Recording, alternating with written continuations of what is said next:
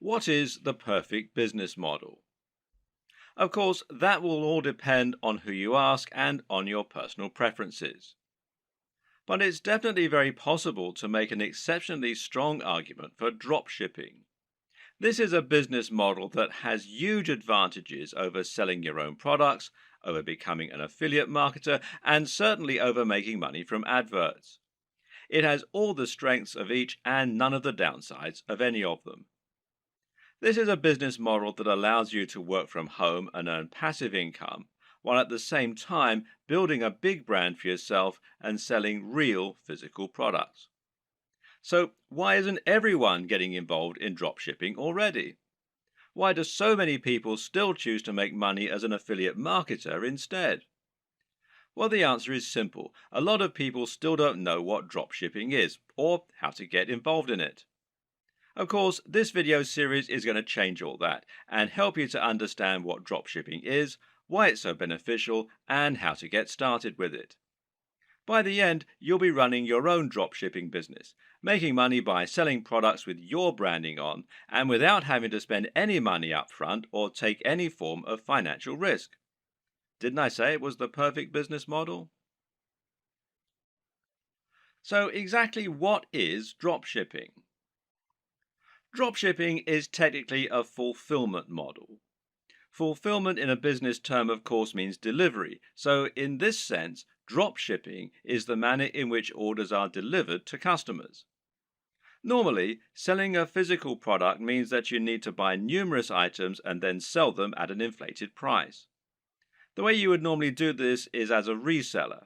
Here, you would buy wholesale items, inventory bought in bulk at a discounted price, and you would then sell it on at an inflated cost and keep the difference, and that's your profit margin.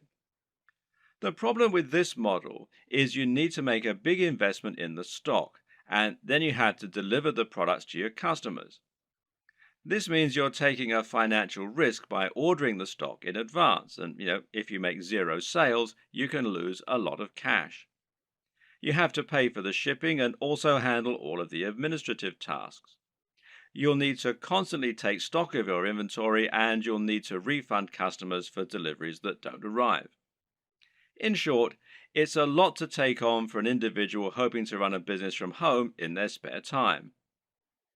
Dropshipping changes all this because now the wholesaler is handling delivery and they don't require you to order in bulk. So simple. You list the items for sale in your online store just like you normally would, and then when a customer orders them, you pass that sale on directly to the wholesaler. They then send out the product on your behalf and make sure it reaches the buyer, and you get the money.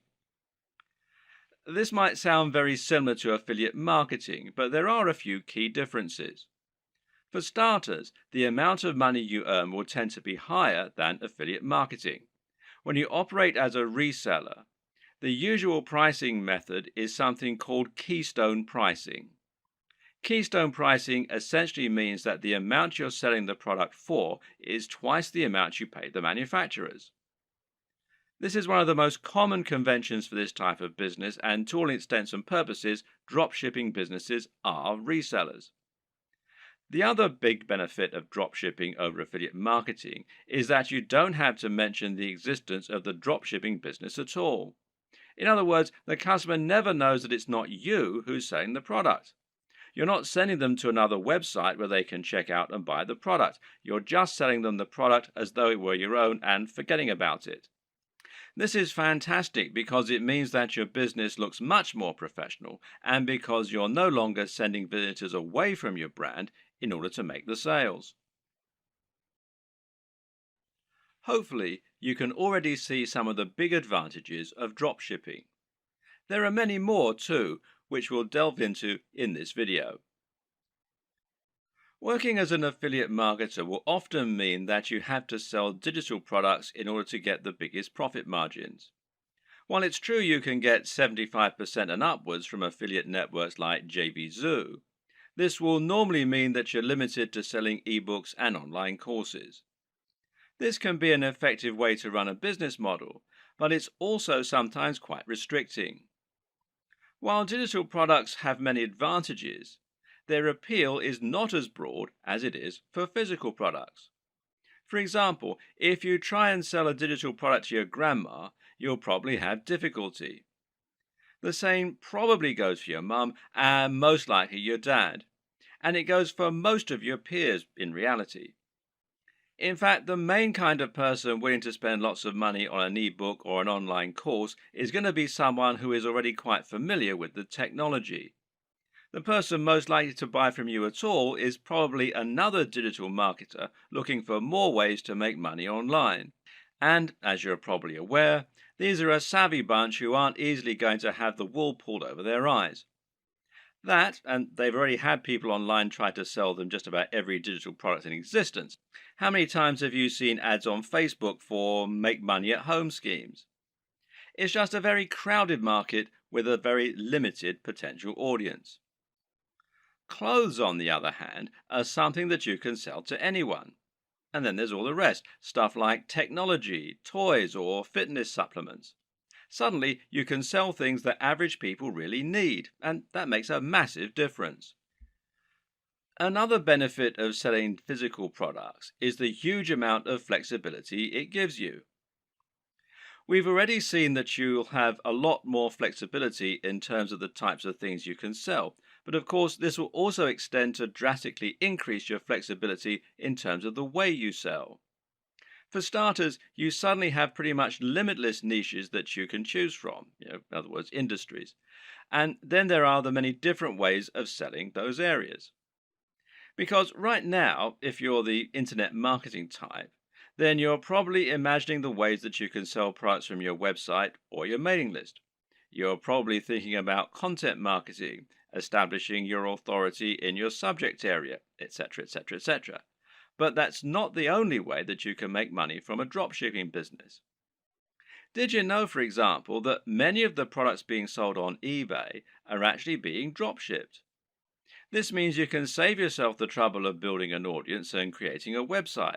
Just find the product that you like, create a listing, and you're good to go. Even big companies like Home Depot and Sears reportedly use dropshipping on some of their less popular products, so it must be a good business model.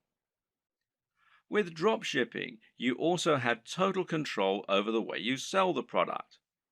This means it's up to you if you want to introduce a time-limited discount or if you want to bundle multiple items together in order to offer special deals, etc.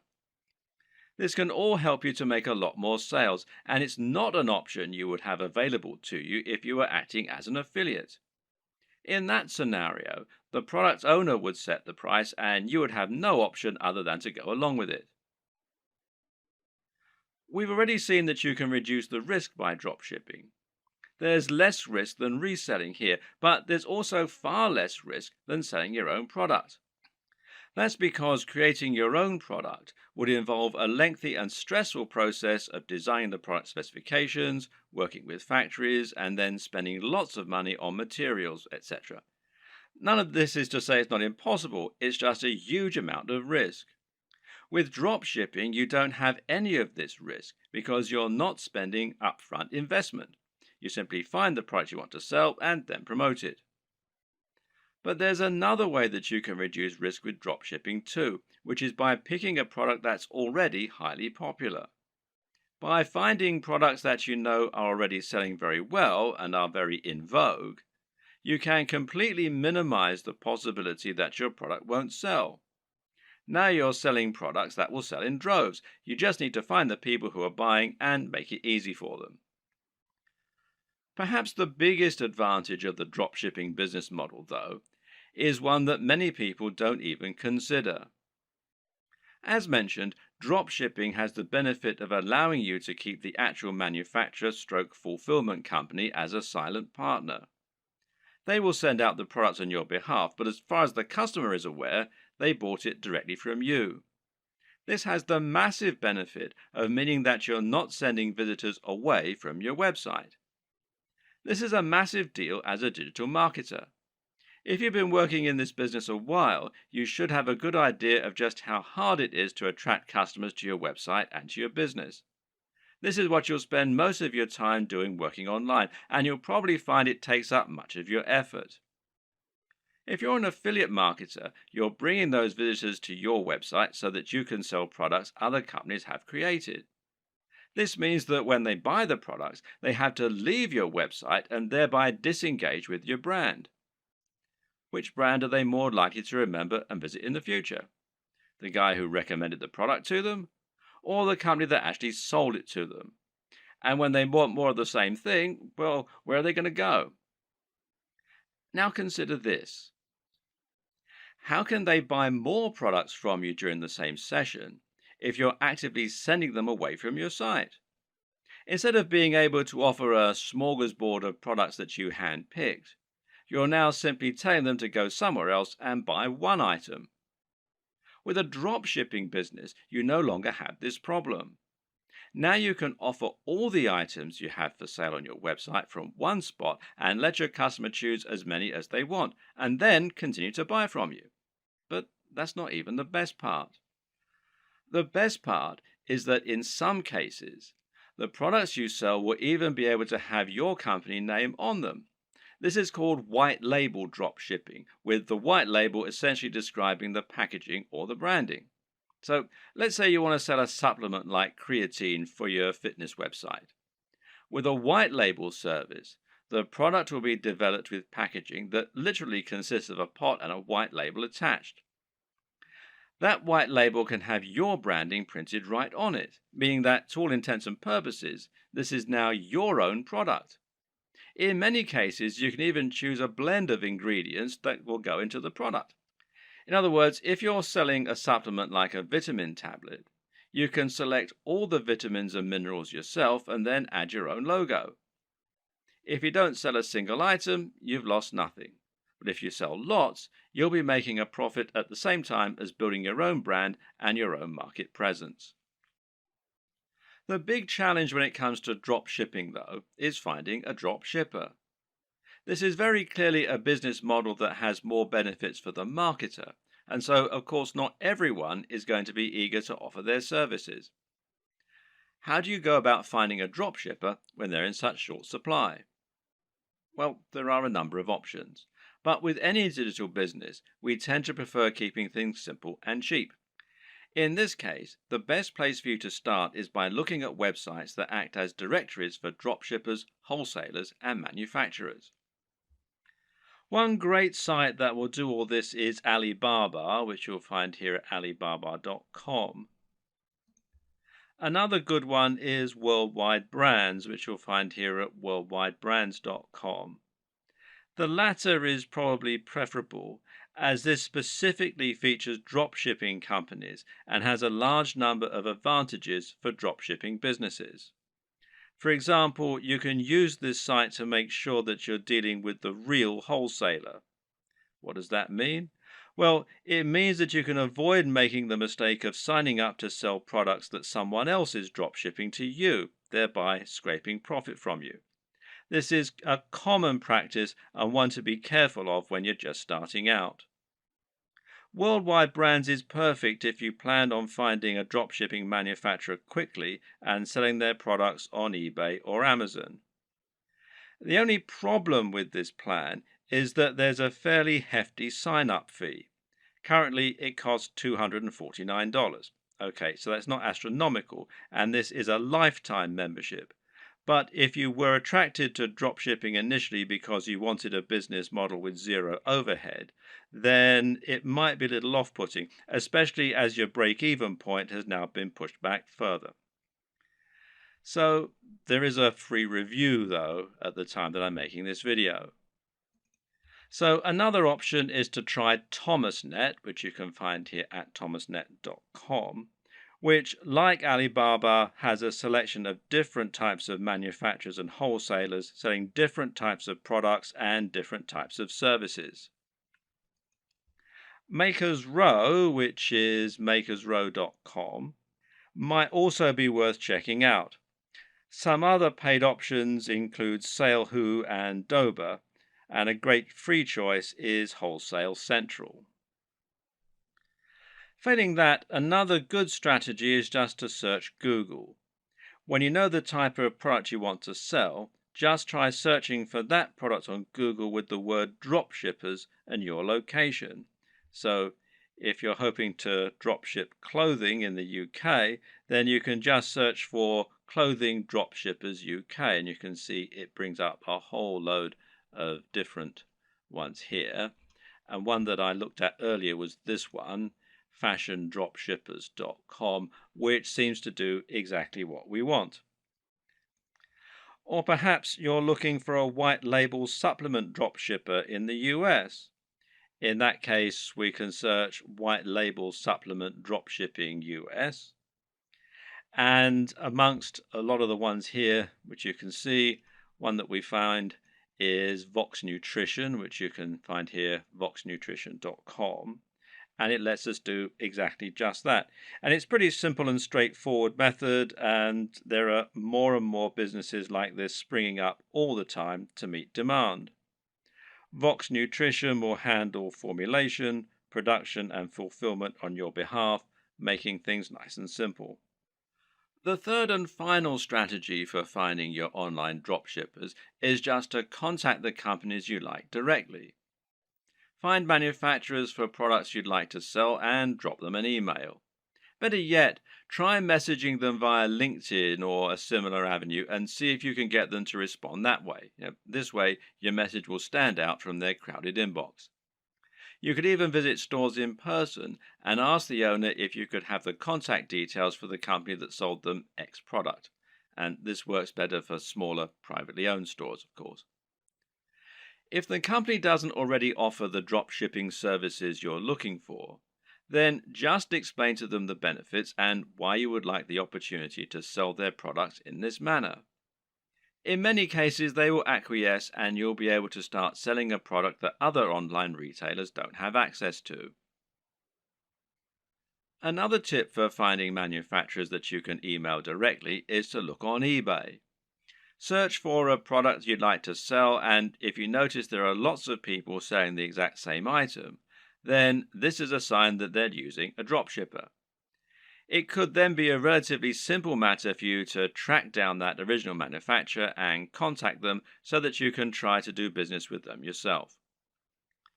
Note that many wholesalers and manufacturers don't have a great online presence.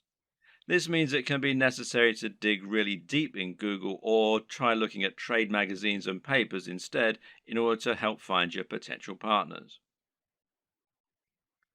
When you're dealing with dropshippers, it's crucial that you do your homework and look and act like a professional. Now, here are some tips to help you do just that. First of all, you'll need a resale certificate. Not all, but many dropshipping companies will want proof that you're a real retailer and not a consumer before they do business with you. Their concern is that consumers will simply claim to be dropshippers or resellers so that they can get items on the cheap. To provide this proof, you might need an EIN number for your business if you're in the United States. And you can find out more here at the IRS website. The URL is quite long and complicated, so if you just go to Google and type in apply for EIN online, you'll be redirected to this particular site. Now, in other countries, obviously the regulations are different, so you need to look at the tax authority for your country. But again, a search in Google should be enough to point you in the right direction. You might also need a resale certificate, and you can find out more about those at this site here, which is wisegeek.org/what-is-a-resale-certificate.htm. If you're going to speak in person, then it can also be a good idea to familiarize yourself with all the terminology regarding dropshipping so that you don't sound like an amateur. You should also look out for fake dropshippers. When choosing dropshippers, there are a number of businesses you need to look out for. These are not really dropshippers in the truest sense of the word. You need to avoid these companies as they won't always get you the best deals and they might not be able to offer you the same kind of value as other organizations. Be aware of companies that want ongoing fees, which real dropshippers don't require. Likewise, be careful of companies that also sell directly to the public. These companies often aren't really drop shippers so much as resellers who are just trying to trick you into making a bulk order. While monthly fees and direct commercial sales are warning signs, there are a few caveats and requirements that you may need to go along with. We've already seen that many dropshipping companies will require you to provide a resale certificate, and likewise, you might find that you need to apply for an account before you can begin using their services. And this will normally involve filling out a form and explaining the nature of your business, and so on. Now, some companies also require you to place a minimum order for your first sale. This is another strategy they can use to drive away consumers, as well as merchants who are just window shopping and may not use their products in future. So, for example, you might have a minimum first order of $500, which is a little bit contrary to the entire concept of dropshipping, as you'll now have a bunch of inventory sitting around and the potential risk of losing that upfront investment. So, what can you do? Well, the best advice is to ask if you can use this initial expense as credit. Pay the first $500 and then use that amount in order to offset future sales until they've paid the full amount off. Drop them an email or speak in person to discuss this option. A lot of people just starting out are going to be very eager to find a partner to work with and will feel privileged when they get a positive response to their inquiry. It's an exciting feeling and certainly a compliment being given the go ahead to sell on behalf of a manufacturer. But at the same time, you also need to be a bit discriminating in your choice. Don't go for the first company that's willing to work with you. Make sure they're actually up to scratch. One thing to be careful of is quality control, and in this regard, you often get what you pay for. Be sure to ask the company what quality control measures they have in place in order to prevent problems like defective products and faults. Likewise, speak with them regarding their delivery times and packaging. Remember that it's your reputation that's going to be riding on the quality of their products and service, so you need to ensure that you're happy with it. Another tip in this regard is to always ask for a sample of the product. If you have demonstrated their ability to sell and they truly are a big business, they should see it as a very small investment to provide a sample of what they're selling. And if they won't, then order a product yourself as a customer. You really don't want to put your name to anything that you haven't personally checked out first. Now you have the basic idea of how dropshipping works and how you need to get started, you can begin to think about how you're going to build your own business. This all begins with choosing your product and choosing your industry or niche. The product, of course, is going to be the item that you intend to sell, and this is going to be dictated by the industry or niche that you choose to enter. An industry or niche is the subject matter that you intend to write on and the industry that you want to operate your business in. This is important. The choice is going to impact on everything from the price of your products to the type of person you'll be selling to the type of businesses you'll be working with. The reason we call it a niche, or niche as some people pronounce it, when talking about an online business, is that a niche is a particular category. This is not only your subject matter, but also the type of person who is going to be reading your content. It's very important that you choose this correctly because the niche will affect the size of your potential audience. When you choose a subject matter, you want it to be one with niche appeal. This means it's aimed at a particular type of person who is specifically interested in that type of thing. An example of a niche might be knitting. Now, if you have a blog about knitting and you sell knitting paraphernalia, only people who are interested in knitting are going to read your blog and buy from you. This way, you've cut out a niche for yourself rather than trying to appeal to everyone. That in turn means that you have drastically reduced the amount of competition you're facing. Now you don't need to compete with the biggest companies on the net, and you'll find that paying for things like AdWords advertising is considerably more affordable than it would be for a more general topic. Likewise, getting to the top of Google for relevant keywords like buy knitting gear online is going to be far easier than trying to get a general e-commerce keyword like shop online. The latter will put you up against mega companies like Amazon and pretty much every other online business on the net. But the problem with choosing a niche topic is that sometimes it can be too narrow, to the point where no one is interested in buying from you. If your niche is puppies with 3 legs, then you're going to have a very small number of amputee puppy owners who can buy from you. You'll find it relatively easy to dominate the search engines and to be the #1 supplier of products in that area. However, once you've sold to all 200 readers, well, you've pretty much reached the limit of what you can sell. On the other hand, a niche like fitness may be considered too broad. Buy fitness clothes online is a hugely popular search term that companies like Sports Direct, Sweaty Betty, and Mountain Warehouse dominate. Even ranking for search terms like how to build muscle is going to be very difficult. The perfect niche or industry is one with a broad appeal, but which still gives you a unique twist. This way, you'll be able to appeal to a lot of people, but you'll also be able to avoid directly competing with the biggest competitors. This will also give you a better route to market, which is a term that describes any direct access you might have to your target audience. An example of a route to market would be a forum dedicated to the subject matter you're writing about, or an industry magazine. With all this in mind, how do you find the perfect niche for you? Well, there are a few things to consider. Now, a lot of people watching this are going to already have a blog or a website. In that case, the best niche is obviously going to be the one that you're already in. All you need to do is simply pick a product that your current readership will enjoy.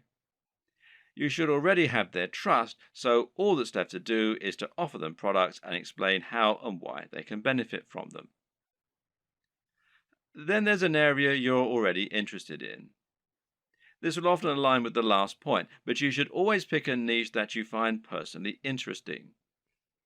This makes a gigantic difference to the quality of the content you put out, to your ability to pick the best products, and more. Remember, as a blog owner, you're going to be required to write thousands of lines of content on this subject in order to demonstrate your expertise and to gain the trust of your voters. If you don't know anything about the niche, this is going to come across in your writing and you're going to find it a very dull job. On the other hand, if you have a legitimate love of the niche you're writing in, you'll find it no chore at all to write all that content, and you'll find it much easier to wow your readers with what you know. What's more, you'll have a better idea of how to pick a truly great product that will stand out and attract your audience. You'll have your finger on the pulse. There are also niches where you have an upper hand. Again, this relates directly to the previous two examples in many cases. Suffice to say that most of us will have contacts and advantages in some niches that give us an edge. Perhaps, for example, you happen to know the owner of a very big fitness website or of a very big fitness magazine. Knowing this person will thereby make it much easier for you to get a cheaper advert or maybe even an article inside the magazine. Now you can reach out to that audience directly and hopefully sell more product. Have a long think about your list of contacts and friends, and then consider finding a product that will let you make the most of those advantages.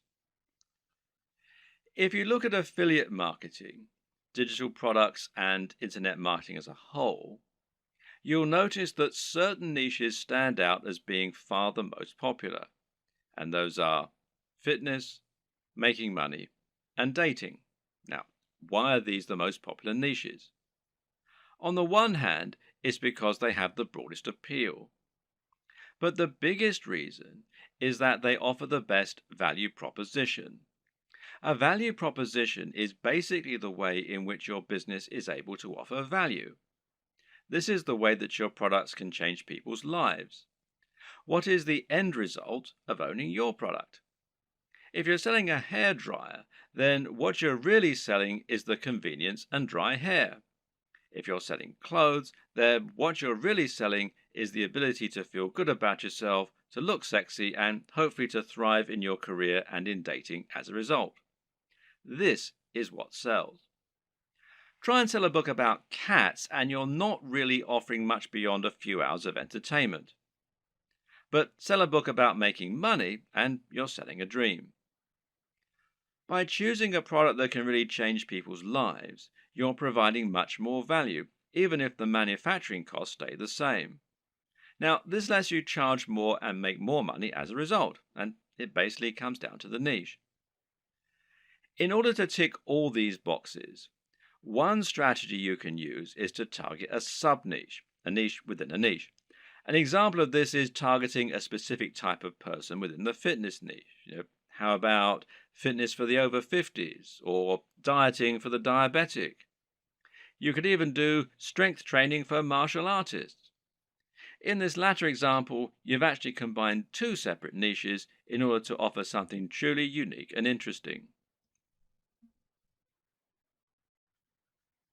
Now you have your niche. The next thing to do is to pick an actual product. From there, you can find the manufacturer to help you provide it. The important thing here is there should always be a clear synergy between your branding, your ethos, and your product. That is to say, you should have a real affinity with the product and be selling it as an extension of your mission statement. What you must not do is simply find the first product you can sell within your niche and then go out and try to sell it. An example might be to create a fitness website, build an audience, and then sell a really basic protein shake that is already well known. Can this work? Well, sure it can, but why would people bother to buy from you when there are countless other sites where they can find the exact same thing, or when they can buy it down their local high street? Likewise, if you're selling a product that is obviously not your own and is so generic, it can actually hurt your trustworthiness.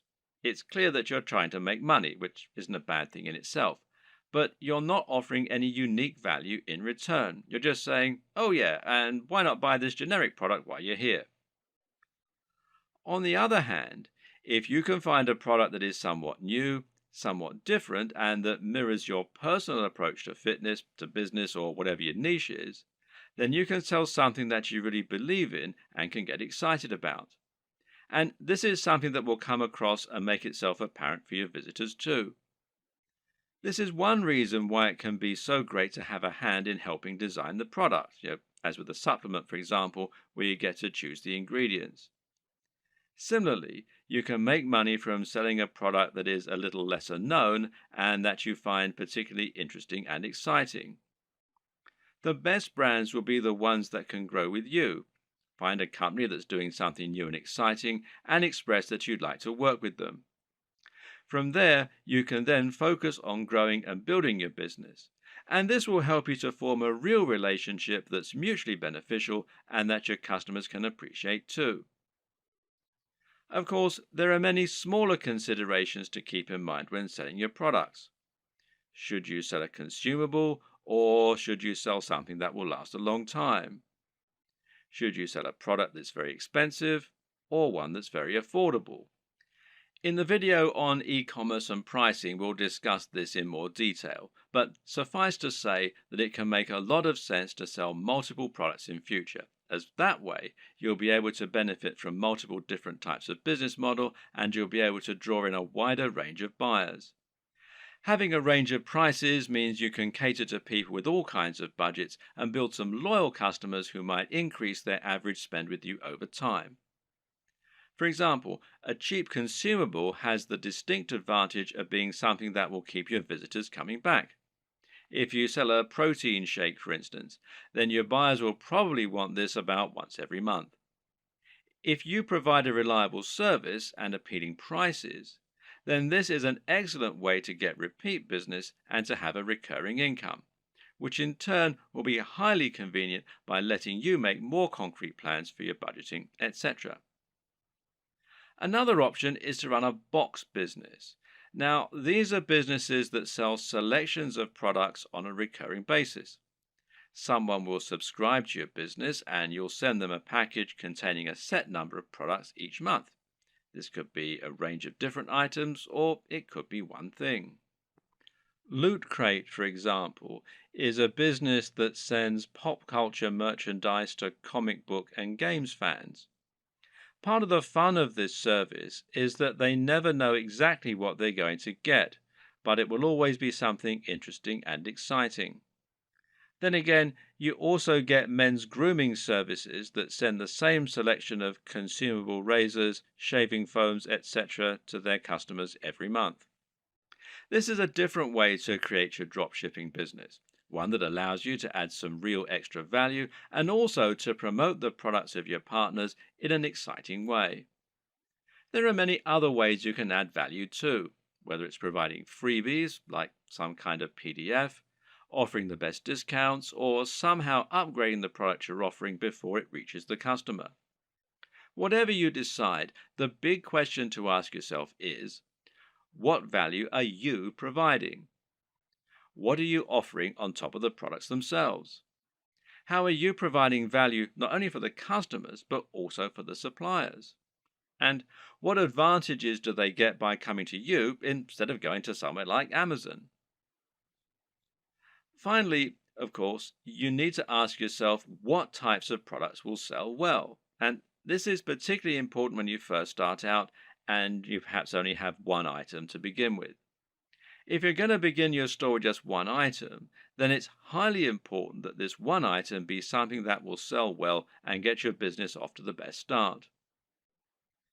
And the best way to do this is to pick something that has a very clear function and which is easy to explain. Solve the problem that your visitors have. What do people in this niche need? And how can you solve that issue for them? If you can answer this, you should have no problem selling your first item as long as it's well made and as long as you're persuasive enough to make it sound amazing. If you already have a website and an audience, then you can skip this video. Otherwise, it's crucial that you keep watching in order to ensure that your brand is aligned with your business model and the product you're selling. A good place to start is by asking what exactly a brand is. A brand is much more than a logo. Rather, it's an ethos, a mission statement, and an approach to business. The logo simply tells people that the product or service they're receiving adheres to the same standards as whatever else they've used from you in the past. You start your brand by choosing why you do whatever it is you do. Why should people care about your business? How are you different from other companies offering the same thing? How do you want the world to change as a result of your business being a part of it?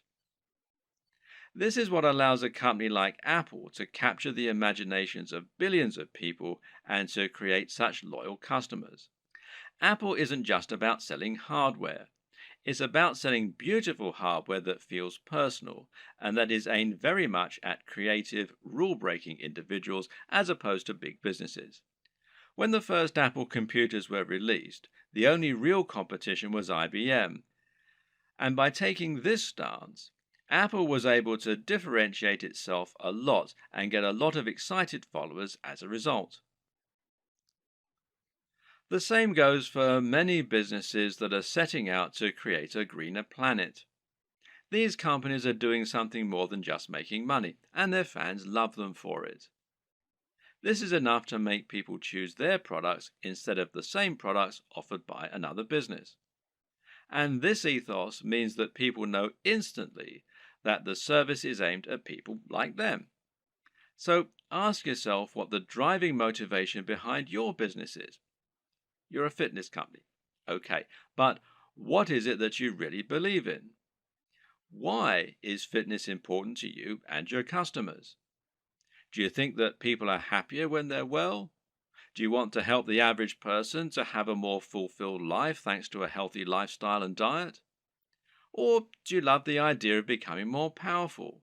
Are you all about building strength and speed and challenging the limits of human potential? These two companies might sell the exact same product, but the way they go about it is completely different.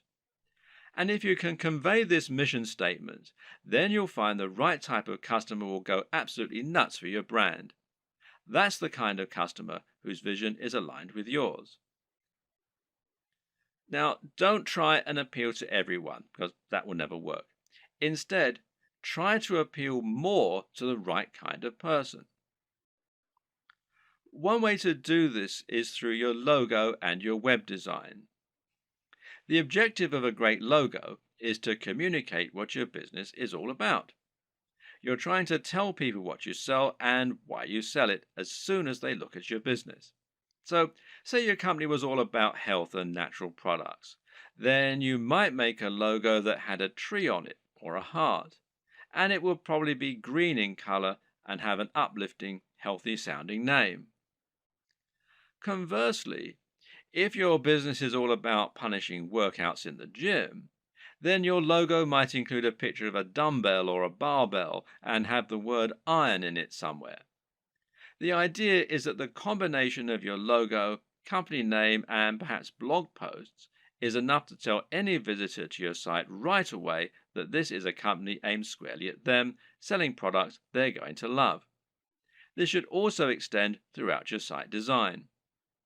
Meanwhile, make sure that your logo is designed using a vector file, meaning that it's made in Illustrator or a similar piece of software that keeps it easy for you to edit and resize.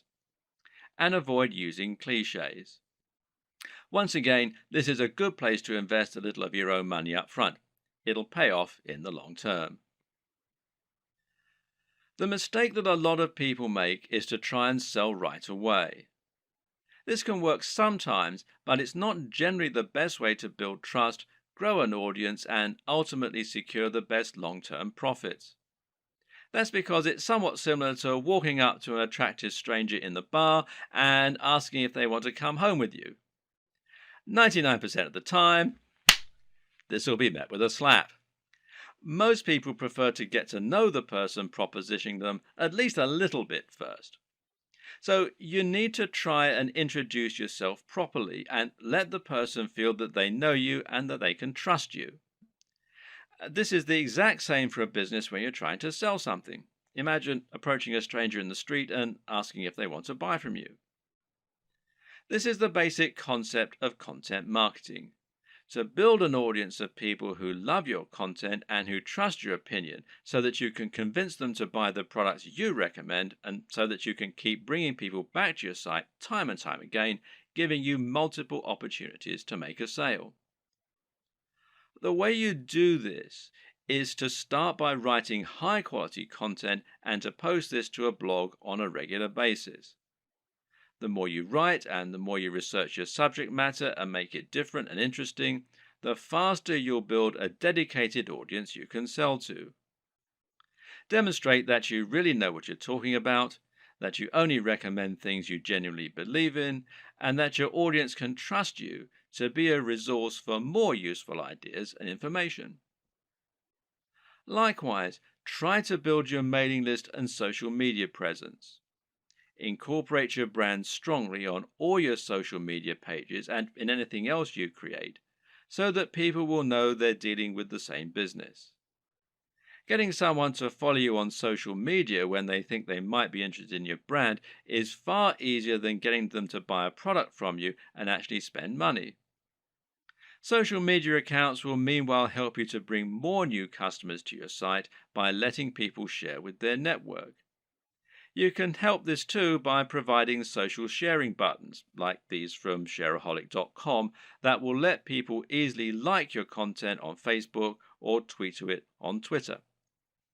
Once you have generated a big audience of people regularly coming to your site, you should start thinking about introducing products to your page. If you've really created a brand you believe in, and if you've been providing real value in your content, you should find you have true fans, and a true fan will be desperate to buy your product when you start selling them. Of course, there are many additional methods you can use to send more customers to your products and to market your store.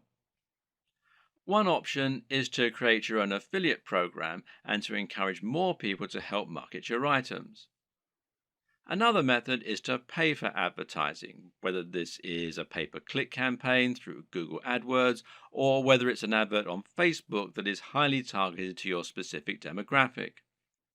This works well in scenarios where you're selling from eBay or Amazon and aren't trying to build up an audience.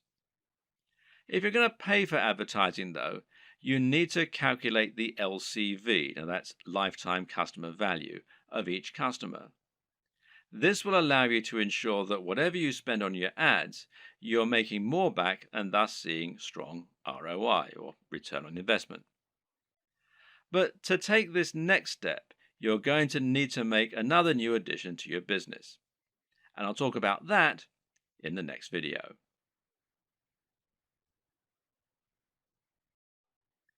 Once you've chosen your products and niche and built an audience, the next step is to create your own e-commerce store. This is an online storefront where you can show your different items and encourage sales.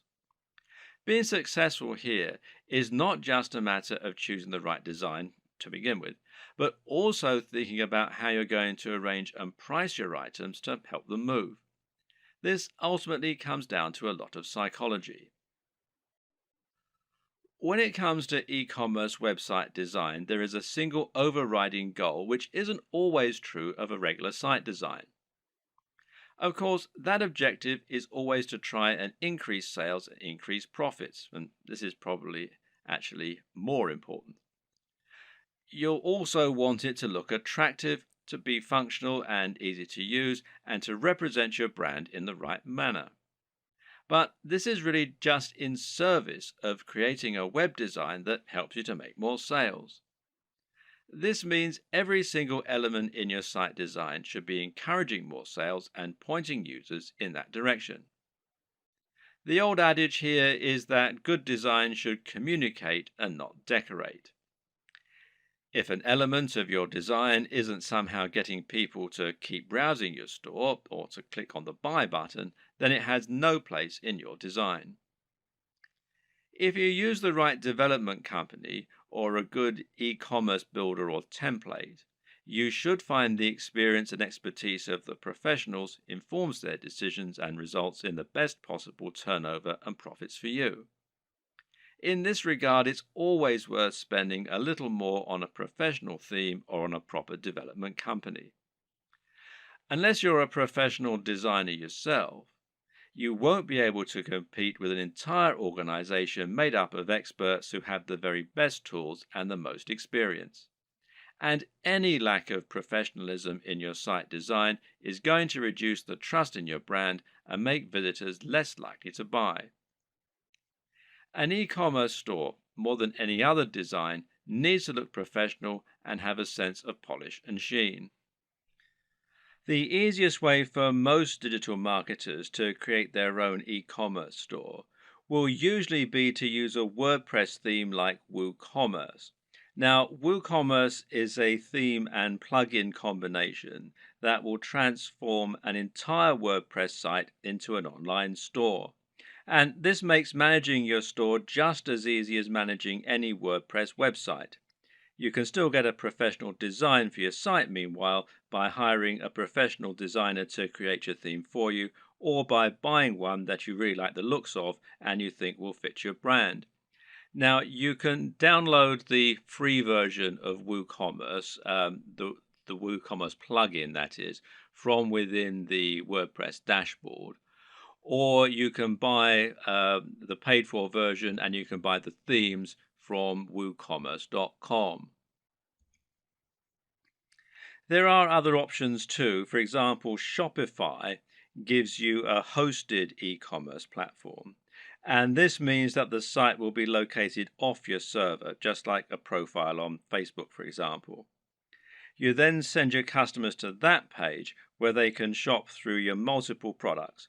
And this can help make things a little easier and simpler to run. But it does ultimately mean that you lose a little of the freedom and flexibility that comes, with terms of your website design and how it all looks and how it all works, etc. And there are local versions There's Shopify.com if you're in the US, Shopify.co.uk if you're in the UK, and there are some other local versions as well. Now, do bear in mind that this is a paid for service, but there is a 14-day free trial at the time that I'm making this video. Either way, through choosing a well-known platform such as one of these, or Magento, which is magento.com, or BigCommerce, which is bigcommerce.com, will mean that you can find a large amount of support, free themes, plugins, and more that will help you sell. And some of these features can be incredibly useful, such as the ability to add widgets right there on your blog that promote your top items, for example. So don't steer away from the big players. Using these methods will help you to generate more sales by having a professional looking and performing website. Nevertheless, it's still always useful to understand the theory and principles behind it so that you can continue to implement best practices yourself, especially when it comes to aspects that fall outside the realm of design, such as price. Now, here's how the right combination of pricing, positioning, and design can help to make your items sell more effectively. And the first is contrast. Now, contrast can, of course, be aesthetic, and making choices such as using red buy buttons against a white background is a great way to make a particular element stand out and get more clicks. And this also comes down to color psychology, but we won't go into this right now. The other type of contrast refers to the way that you position items next to one another, with the objective being to place expensive items next to cheap ones. Why? Because this makes the cheap items appear even more affordable and the expensive items appear to be even more premium. Now, let's say you have a $10 tie next to a $50 tie. Someone who wants the very best tie might be all the more impressed by your premium offer, knowing that it's 5 times more expensive than the cheapest product. Meanwhile, someone who doesn't have as much money to spend and who feels guilty about buying a new tie can convince themselves that the $10 tie is a great deal. They can compromise and convince themselves that they're being sensible by choosing the cheap tie. They've saved $40 even though they're still buying something they might not have otherwise. This way, the right pricing can really help to sweeten a good deal. And a good e-commerce website design should take full advantage of that. Earlier on in this series, we described why it was so important to have multiple ranges of prices in order to attract a range of different types of buyers. When we looked at contrast, meanwhile, we saw that varying prices could be used to make items look like an even better bargain, or like they're of an even higher quality. But another very important reason to have cheaper items as well as more expensive ones is that it can be a great way to build trust. If someone has never bought from you before, they might feel concerned that the products won't arrive or they won't be as advertised. Even if they read your content and like it, they've no guarantee that what you're selling is going to be high quality, or that the site will be secure from data leaks. Thus, they aren't going to want to spend $1,000 the first time they ever do business with you. But if you have an item that costs $5 and it's a product people will know, then someone might make that purchase because it's a small risk to take. Now you can demonstrate the quality of your service and save their details, making it much easier to sell bigger items in future. Another tip is to think about your top sellers and your smallest sellers and use this to inform the design of your store. Now, this is something that physical stores do a lot. They'll place their biggest drawers right at the back of the store. This way, people will come in to buy the thing they want, but to get there, they'll have to pass through all of the smaller items that you're also selling along the way, and hopefully they might buy something. Meanwhile, if you have items that aren't selling at all, then you can find inventive ways to make the most of it. Packing it in as a free incentive, for example, or selling it at a very discounted rate, is a way to bring more people to your online store. This is less important for a dropshipping business model, of course, though, as there's no downside to being left with excess stock. What's important to consider when looking at an e-commerce website design is that in order to make a sale, you'll have to overcome certain psychological barriers. This is actually often the most important step in making a sale. These psychological barriers include such things as customers not wanting to spend any money and not being bothered to go through the process of checking out. Good e-commerce website development should take this into account first and foremost by making it as easy as possible for your customers to make purchases. This is why Amazon's buy with one click feature is so instrumental to their success. At the same time, webmasters need to make the most of customers who have already overcome some of these barriers. So, when a customer commits to buy any item on your site, they will instantly become much more susceptible to increasing their order. Why? Because they've already decided to make a purchase. This is why physical retailers use POS, this is point of sale displays, that sell extra items while customers are in the queue. It's so easy for them to add extra things to their basket that it would be foolish to miss this opportunity. E-commerce sites can do the exact same thing by making it easy to add extra purchases at the checkout. Similarly is upselling, where you give your buyers the opportunity to upgrade their order once they're already buying. Once they've committed to buy, tell them how for just $10 more they could have the very best service or product instead of the cheaper but ultimately inferior option they're currently buying. It's the smart decision after all. Sometimes a buyer will want some of your items but not all of them. Other times, they'll want to combine multiple items but won't want to pay extra for shipping or to pay full price when they're essentially buying in bulk.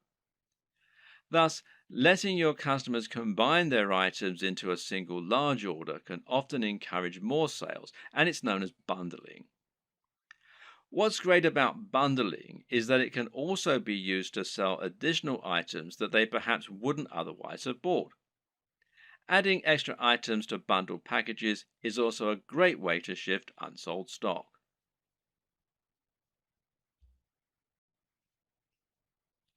Ultimately, the best way to start building your dropshipping business is to start by selling a product from your site and then to experiment and grow from there.